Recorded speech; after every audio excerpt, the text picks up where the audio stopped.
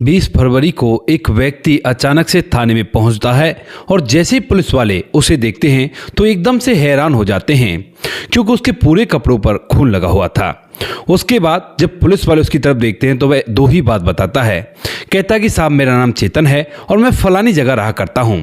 ऐसा कहने के बाद वह एकदम से बेहोश हो जाता है।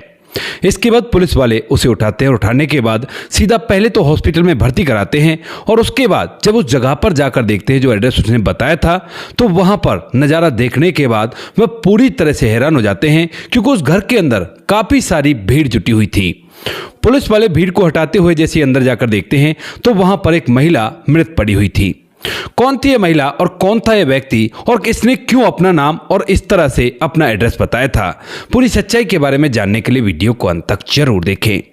नमस्कार दोस्तों, मेरा नाम है जीतू और आप लोग देख रहे हो जीतू देश चैनल। वीडियो को ज़्यादा से ज़्यादा शेयर करें और चैनल को सब्सक्राइब करना ना भूलें ताकि मेरा हौसला बढ़ता रहे। महाराष्ट्र के कोल्हापुर के अंदर एक लड़का रहा करता है जिसका नाम होता है चेतन। आज से 9 साल पहले की बात है। 9 साल पहले जो चेतन होता है उसके एक दोस्त की शादी का निमंत्रण उसके पास आता है। अब जो चेतन है वो नवयुवक है, यानी कि अभी अभी जवान हुआ है। तो उसके बाद वह वहां से सीधा उस शादी में चला जाता है, अपने दोस्त की शादी में। वहां पर जाने के बाद वह खाना पीना खाकर जब इधर उधर अपनी नजरें दौड़ा रहा था तो तभी अचानक से उसकी नजर एक लड़की पर पड़ती है जिसे देखते ही पहली नजर में वो पसंद कर लेता है क्योंकि लड़की देखने में काफी ज्यादा खूबसूरत थी। इसके बाद चेतन जो होता है वो पूरी शादी में उसकी तरफ ही इधर उधर देखता रहता है और धीरे धीरे ये शादी का दिन कंप्लीट हो जाता है। लेकिन लास्ट के समय में जब ये लोग यहाँ से जाने लगते हैं तो उसी समय जब चेतन अपने घर की तरफ जाने लगता है तो यहाँ पर जो उसका दोस्त होता है जिसकी शादी में वह गया था वह एकदम से उसे अपने पास बुलाता है और कहता है कि यार एक काम कर, तू जब अपने घर जाएगा ना तो रास्ते में इसका घर भी पड़ेगा, इस लड़की को उसके घर तक छोड़ देना, इसका नाम अर्चना है। अब ये लड़की और कोई नहीं वही लड़की थी जिसकी तरफ चेतन बार बार देख रहा था और ये तो एकदम से उसे मौका मिल गया था। तो उसके बाद वह भी हमें बढ़ता है और उसके बाद अर्चना और चेतन दोनों के दोनों यहां से बाहर निकलते हैं और चेतन एक ऑटो को रुकवाता है और उस ऑटो में बैठने के बाद अर्चना और चेतन उस सफर को तय करने लगते हैं जिस सफर के अंदर उन दोनों के बीच में ढेर सारी बातें होती हैं और बातचीत के दौरान दोनों की भावनाएं एक दूसरे से मेल खा जाती हैं। जब तक ये सफर कंप्लीट होता है, यानी कि जब तक अर्चना का घर आता है तब तक अर्चना उसे अपना नंबर दे चुकी थी और इधर जो चेतन है वह भी अर्चना को अपना नंबर दे चुका था। अब यहां पर अर्चना उतर तो जाती है लेकिन उसके बाद जैसे चेतन घर पहुंचता है तो उसके बाद दोनों के बीच में फोन से बातचीत का सिलसिला चालू हो जाता है। अब अर्चना और चेतन दोनों एक दूसरे से बात किया करते हैं और बातों का सिलसिला कुछ ऐसा होता है कि दोनों एक दूसरे से पक्का वाला प्यार कर बैठते हैं। अब जब इन दोनों को पक्का प्यार हो जाता है तो उसके बाद ये बातें इन दोनों के घर तक भी पता चलती हैं।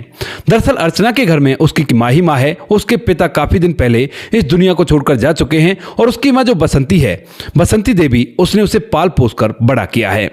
अब माँ बसंती देवी को जब ये पता चलता है कि बेटी किसी लड़के से प्यार किया करती है तो उसके बाद ये उसे बड़ा ही अच्छा लगता है। सोचती है कि ठीक है, बेटी शादी कर लेगी तो कम से कम ये तो है कि अपनी पसंद से उसकी शादी हो जाएगी, बाद में मेरे ऊपर तो कोई ब्लेम नहीं आएगा। क्योंकि ज्यादा रुपए पैसे उसके पास नहीं थे तो इसी वजह से वह भी इस बात के लिए एग्री कर देती है। लेकिन वहीं पर जो चेतन की माँ होती है, जब उसे पता चलता है कि उसका बेटा एक इस तरह की लड़की से प्यार किया करता है जो कि उनकी जाति की भी नहीं है, तो उसके बाद जो उसकी माँ होती है चेतन की, वह साफ मना कर देती है। कहती है कि बेटा ऐसा नहीं होगा, उसकी तो जाति भी हमारी सी जाति नहीं है, तो उससे तो तुम्हारी शादी नहीं होगी। इस बात को सुनकर चेतन चुपचाप रह जाता है। लेकिन अब तक इन दोनों का प्यार इतनी आगे बढ़ चुका था कि वो पीछे हटने का नाम नहीं लेते हैं। शायद हो भी सकता है कि जो अर्चना है वह उससे कह रही हो कि अब हम दोनों एक दूसरे से अलग नहीं रह सकते। ढेर सारी बातें ऐसी भी हो सकती हैं जिनके बारे में कुछ कहा तो नहीं जा सकता, लेकिन होता है प्यार करने वालों के बीच में ऐसा। उसके बाद धीरे धीरे 2 साल बीतते हैं, यानी कि इस घटना से 7 साल पहले अचानक से जो चेतन होता है वह एक दिन अपने घर से भागकर अपनी मां की इच्छा के खिलाफ अर्चना से कोर्ट मैरिज और लव मैरिज कर लेता है। जब कोर्ट मैरिज करने के बाद चेतन अर्चना को लेकर अपने घर पहुंचता है तो उसके बाद मां नाराज तो होती है, लेकिन मां कैसे करती, क्योंकि वो उसका बेटा था और इसी वजह से वह उसे अपना लेती है। वह उसे घर के अंदर तो रखने लगती है, लेकिन जब चेतन अपने घर के अंदर रहने लगता है और एक फैक्ट्री में काम करने लगता है तो उसी दौरान जब भी अर्चना को कभी मौका मिला करता तो वह अपने पति से अपनी सास की शिकायत किया करती है। कहती है कि माँ जी नाराज थी ना, हमारे रिलेशन थे और हमारी शादी होने से। तो वह कहता है कि हाँ नाराज तो थी, लेकिन तुम क्यों पूछ रही हो इस बारे में।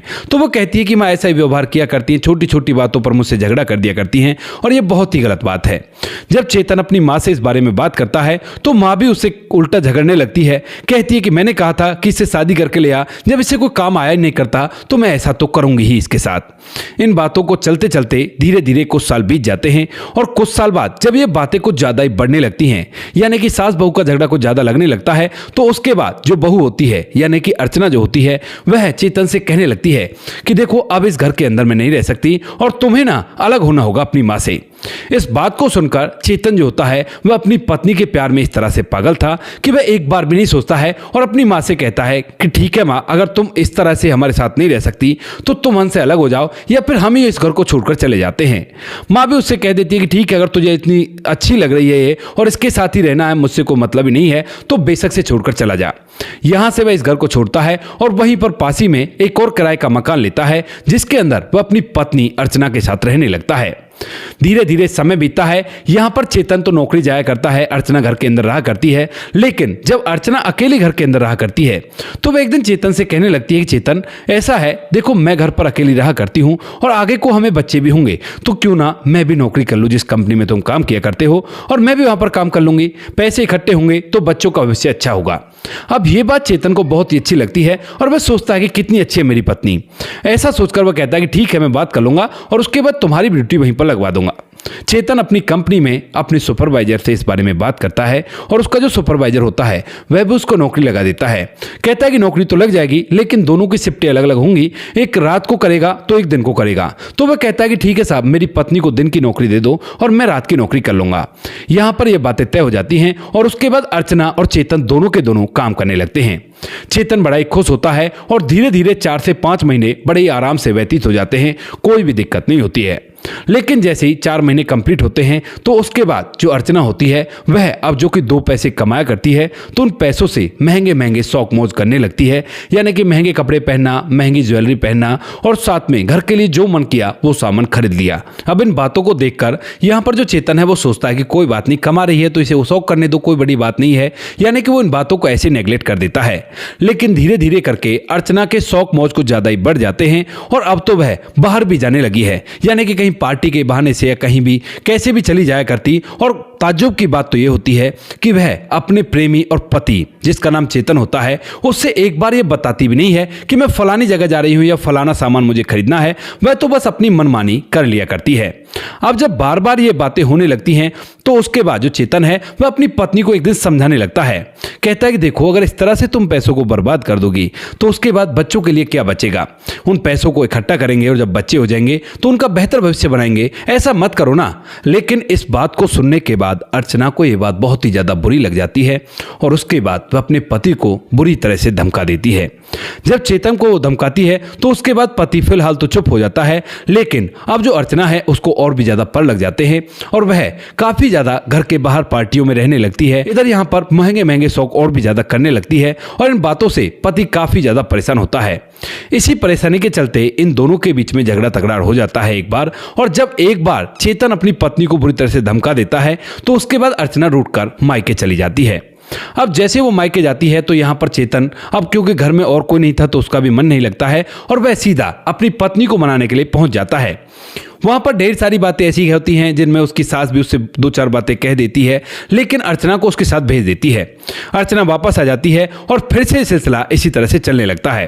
कुछ दिनों बाद फिर से दोनों में झगड़े तकरार होते हैं और इन झगड़े तकरारों के चलते जो अर्चना है वो दोबारा से अपने मायके चली जाती है, यानी कि अब सिलसिला इसी तरह का चलने लगता है और इसी तरह से 2 साल कंप्लीट हो जाते हैं और अब तक इन दोनों के बीच में अच्छी तरह से समय व्यतीत नहीं होता है। अर्चना अपनी मनमानी किया करती, ना उसे बताया करती ना ही उससे पूछा करती। इधर चेतन है उसे रोकने की कोशिश किया करता और कैसे भी करके वो अपने घर को बसाना चाहता है और अपनी पत्नी को समझाता है।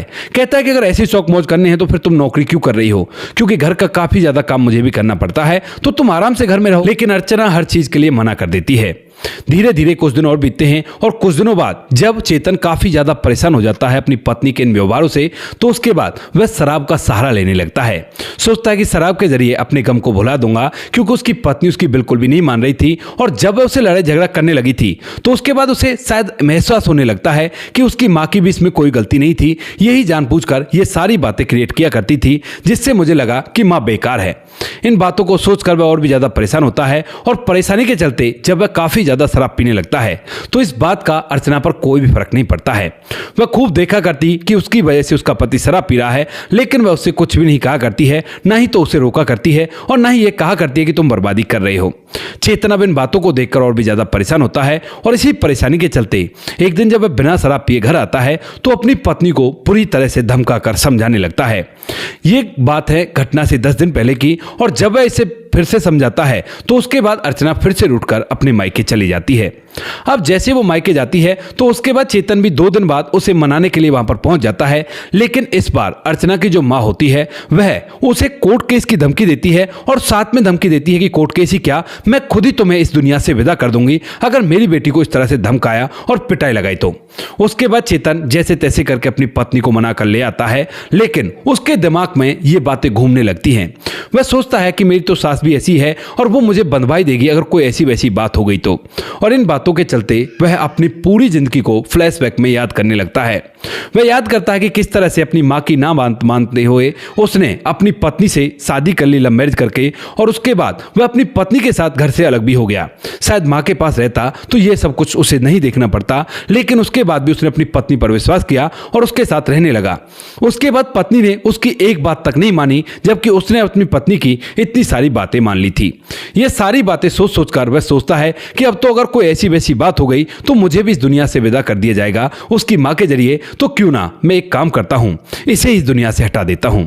ऐसा सोचकर चेतन प्लान बनाने लगता है और जब वह इस बारे में सोचता है तो उसी समय उसके दोस्त नोटिस करते हैं कि काफी ज्यादा उदास रहा करता है, और उसके बाद वह कहने लगते हैं कि यार हमें तो लगता है कि तुम्हारी पत्नी का बाहर ही कहीं ऐसा वैसा चक्कर है। और इस बात को सुनकर वह काफी ज्यादा हैरान हो जाता है और उसके बाद और दोस्त भी कहने लगते हैं कि हाँ भाई, हमने भी कई बार तुम्हारी पत्नी को गाड़ी में बैठकर जाते हुए देखा था।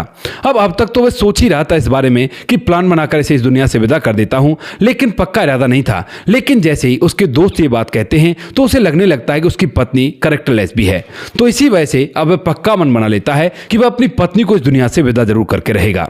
ऐसा सोचते हुए जब उसका प्लान कंप्लीट हो जाता है तो उसके बाद 20 फरवरी को वह अपनी पत्नी की कंपनी में जाता है, यानी कि जिसमें वो खुद भी काम किया करता है, और वहां पर धमकाते हुए अपनी पत्नी को घर चलने के लिए कहता है कि मुझे तुमसे बात करनी है। अब अर्चना उसके चेहरे को देखकर समझ गई थी कि ये काफी ज्यादा गुस्से में है और अगर यहां पर मैंने जाने से मना किया तो उसके बाद हो सकता है ये यहीं पर बहुत बड़ा बखेड़ा खड़ा कर दे। तो इसी वजह से वह चुपचाप उसके साथ उसके घर चली जाती है। लेकिन घर जाने के बाद जब चेतन अपनी पत्नी को समझाता है तो यहां पर पत्नी इस बात का विरोध करती है, और उसके बाद चेतन ने प्लान के तहत एक ब्लेड रख रखा था और उस ब्लेड से उसके चेहरे पर वार करता है, उसके गले पर वार करता है, और जब पत्नी चीखने चिल्लाने लगती है तो एक चार्जिंग केबल लेकर उसे इस दुनिया से विदा कर देता है। अब जब वह चीखती चिल्लाती है तो अड़ोसी पड़ोसी उस घर के दरवाजे पर इकट्ठा भी होते हैं, आवाज भी लगाते हैं, लेकिन जब घर के अंदर से कोई भी आवाज नहीं आती है, यानी कि चेतन अब तक अपनी पत्नी को इस दुनिया से विदा कर चुका था और खुद चुपचाप बैठा रहता है, तो उसके बाद वो लोग भी चले जाते हैं, सोचते हैं कि झगड़ा हो गया होगा, अब शांत हो गया है, कोई दिक्कत नहीं है। लेकिन जैसे ही वो लोग वहां से जाते हैं तो उसके बाद चेतन को लगने लगता है कि अब तू भी नहीं बच पाएगा, अगर वैसे भी बच गया तो जेल में तो जाना ही पड़ेगा, इससे अच्छा तो अपने आप को इस दुनिया से विदा कर लेता हूं। ऐसा सोचकर वह बाथरूम में रखी हुई फिनाइल को पी जाता है और पीने के बाद घर का दरवाजा खोलकर मौका देखता है कि कोई देख तो नहीं रहा, और सीधा वहां से थाने में जाकर पुलिस वालों के सामने अपना नाम बताता है और एड्रेस बताता है। पुलिस वाले उसे हॉस्पिटल में एडमिट कराते हैं और एडमिट कराने के बाद जब 24 घंटे बाद उसे होश आता है तो तभी ये बैठकर अपनी ये पूरी कहानी सुनाता है कि साहब मेरे साथ ऐसे ऐसे हो गया और इसी वजह से मैंने अपनी पत्नी को इस दुनिया से विदा करके आपको थाने में आकर इन्फॉर्म कर दी कि आप लोग जाकर उसे देख तो लोगे, क्योंकि वहां पर हमें देखने वाला कोई भी नहीं है। इस बात को देखते हुए यहां पर जो पुलिस वाले होते हैं वह अब चेतन को सलाखों के पीछे करके और उसे जिला अदालत में पेश कर देते हैं। ये थी आज की कहानी, जहां पर एक पति ने अपनी पत्नी को शक को लेकर उसे इस दुनिया से विदा कर दिया और उसके बाद खुद भी वह दुनिया से विदा होना चाहता था, लेकिन नहीं हो पाया और अब सलाखों के पीछे पहुंच चुका है। आप क्या कहना चाहते हो इस कहानी के बारे में? आपकी जो भी राय कमेंट सेक्शन में लिख सकते हो, लोगों के साथ शेयर कर सकते हो। वीडियो अगर अच्छी लगी हो तो वीडियो को लाइक और चैनल को सब्सक्राइब जरूर करें, ताकि हमें थोड़ा सा हौसला मिल सके आप लोगों के लिए ऐसी अच्छी वीडियो बनाने के लिए। इन कहानियों को सुनाने का उद्देश्य किसी को परेशान करना बिल्कुल भी नहीं है। ये कहानी आपको इसलिए सुनाई जाती है ताकि आप लोग इन कहानियों में से कुछ ना कुछ सीख सको और अपने जीवन में उस चीज़ को अप्लाई कर सको। अब बारी आती है हमारे कुछ प्यारे सब्सक्राइबर की, जो हमारी वीडियोस को देखते हैं और बहुत अच्छे कमेंट करते हैं। हमारे साथ समाधान पाटिल जी हैं, जो लिखते हैं भाई साहब बहुत मेहनत करते हो और आप भगवान आपको लंबी उम्र दे। समाधान पाटिल जलगांव महाराष्ट्र से। तो समाधान पाटिल जी, आपका तहे दिल से धन्यवाद अपने छोटे भाई का हौसला बढ़ाने के लिए। आप लोग आशीर्वाद बनाए रखो। उससे आगे हमारे साथ है मुनमुन श्रीवास्तव जी, जो लिखते हैं कि कभी भी इंसान को घमंड नहीं करना चाहिए, घमंड इंसान को ले बैठता है, इसलिए जितना भी हो सके समझकर कदम उठाना चाहिए। जय हिंद, जय भारत। जिला गोपालगंज, बिहार 28 वार्ड नंबर 23 से। तो जी बिल्कुल मुनमुन श्रीवास्तव जी, आप सही कह रहे हो। घमंड को तो बिल्कुल त्याग देना चाहिए और समझदारी से कदम उठाना चाहिए। उसके आगे हमारे साथ हैं सुजीत कुमार जी, जो लिखते हैं कि नमस्कार भाई साहब, राधे राधे, कैसे हो? तो सुजीत कुमार जी, हम तो ठीक है, आप सुनाइए आप कैसे हो? आगे हमारे साथ मोहम्मद जी हैं, जो लिखते हैं, जो हार्ट का सिंबल भेजते हैं। तो मोहम्मद जी, आपका तहे दिल से धन्यवाद। मोनू जैन जी हैं, जो लिखते हैं कि वेरी नाइस वीडियो। तो मोनू जैन जी, आपका भी तहे दिल से धन्यवाद। राम बहादुर थापा जी हैं, जो कि नेपाल से हमारा वीडियो देखकर करते हैं। तो राम बहादुर जी, आपका भी तहे दिल से धन्यवाद। एक रवि प्रकाश जी हैं, जो हर वीडियो में नाम लेने की अपील करते हैं। तो रवि प्रकाश जी, आपका भी तहे दिल से धन्यवाद अपना कीमती वक्त निकालकर हमें इस लायक समझने के लिए। बाकी जो लोग रह गए हैं वो लोग बुरा न माने, आने वाली किसी वीडियो में आप लोगों के नाम भी आ जाएंगे। आप लोग इसी तरह से हमें सपोर्ट करते रहिए और हम आपके लिए ऐसी अच्छे वीडियो लाते रहेंगे। मिलते हैं किसी नेक्स्ट वीडियो में नए टॉपिक के साथ। तब तक के लिए जय हिंद, जय भारत, जय हिंदुस्तान।